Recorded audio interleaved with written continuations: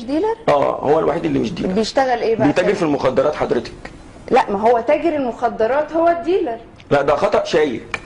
واخده بالك من شائك دي؟ اصل انا دبلون ويعني في حته ثقافه وزي كده. واضح عليك. التاجر الكبير ده بالطن وزي كده، لكن الديلر ده اللي هو بيوزع بقى ايه صابع نص صابع. ويا ترى بتوزع ازاي بقى؟ بالمكنه الصيني بتاعتي حضرتك، بس مكنه حلوه.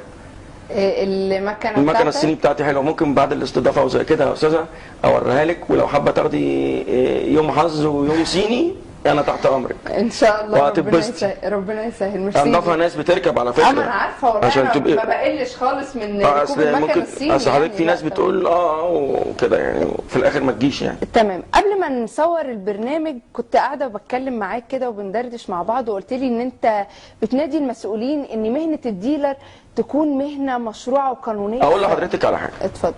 البلد فاتحه محلات للخمره ولا مش فاتحه محلات للخمره؟ فاتحه. طب ليه بقى البلد تحط دي في دماغك بقى مشجعه الخمره وقافشه على الحشيش؟ اقول لك انا عشان بيدفعوا ضرايب.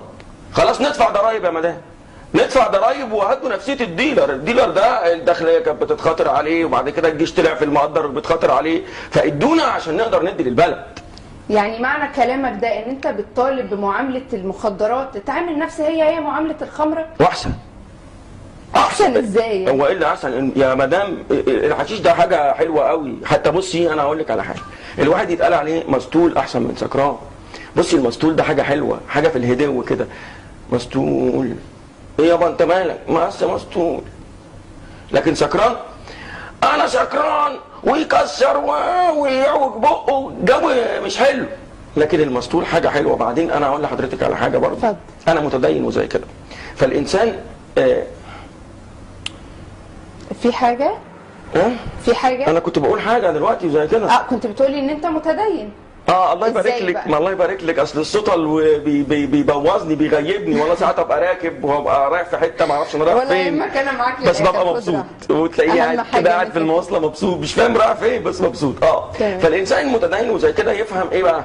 انه الخمره مذكوره في القران، لكن الحشيش اتذكر ما اتذكرش. لا بس الحشيش زيه زي الخمره، الاثنين بيذهبوا العقل. ما بيذهبش بالعقل يا مدام. الحشيش ده بيطلب معاكي زي ما انت عايز.